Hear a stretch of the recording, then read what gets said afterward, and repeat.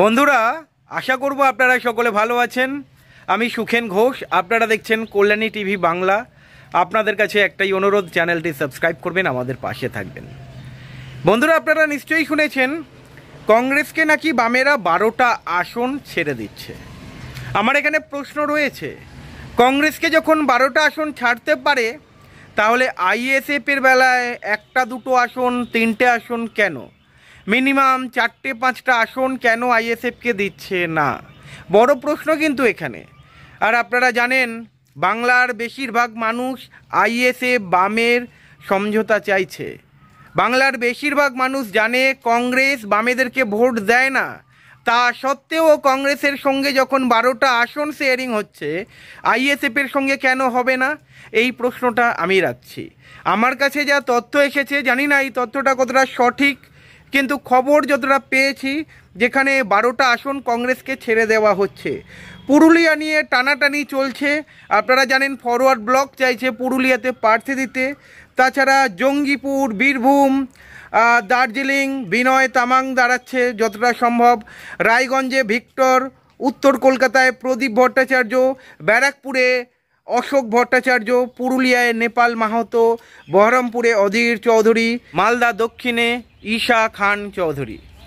আরও কয়েকটা আসন রয়েছে যেখানে শোনা যাচ্ছে কংগ্রেসকে ছেড়ে দেওয়া হবে। আমার প্রশ্ন এখানেই, যখন কংগ্রেসকে এই সব কটা আসন ছেড়ে দেওয়া হচ্ছে, তাহলে বামেরা কোথায় লড়বে? আমার প্রশ্ন আরেক জায়গায় রয়েছে, কংগ্রেসের আর কোথায় শক্তি রয়েছে? মালদা উত্তর, মালদা দক্ষিণ, বহরমপুর, মুর্শিদাবাদ, জঙ্গিপুর, রায়গঞ্জ বাদে?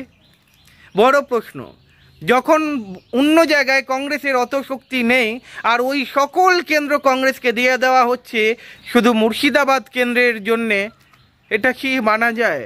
তাহলে আইএসএফ কি দোষ করেছে? কেন আইএসএফের সঙ্গে এত লেট হচ্ছে আসন সমঝোতায়? বড় প্রশ্ন কিন্তু এখানে।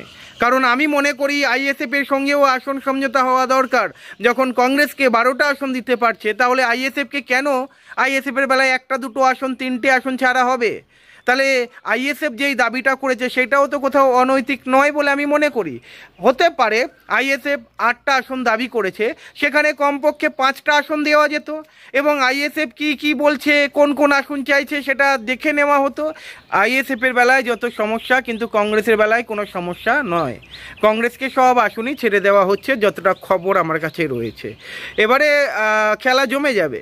কংগ্রেস অ্যাকচুয়ালি ফায়দা তুলে বেরিয়ে যাবে, বামেরা আঙুল চুষবে। এটা অবশ্য বাংলার মানুষ দেখে দেখে অভ্যস্ত। আমি চাই আইএসএফের সঙ্গে সিট শেয়ারিং হোক। সিপিআইএম কর্মীরাই বলে কংগ্রেস ভোট দেয় না, বামেদের ভোট দেয় না। সেই কংগ্রেসের সঙ্গেই 12টা আসনে সিট শেয়ারিং।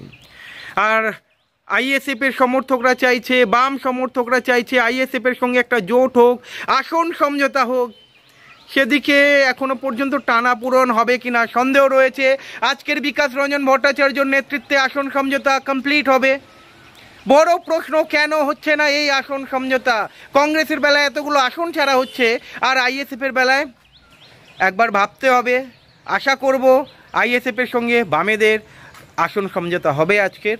মানুষ যেটা চাইছে, কারণ বিজেপির মতো শক্তিকে হারাতে গেলে মানুষ যেটা চাইছে, এই জোটের প্রয়োজন রয়েছে, বাম আইএসএফের সমঝোতার প্রয়োজন রয়েছে। আপনারা কতটা একমত কমেন্ট করে জানাবেন। ভালো থাকবেন।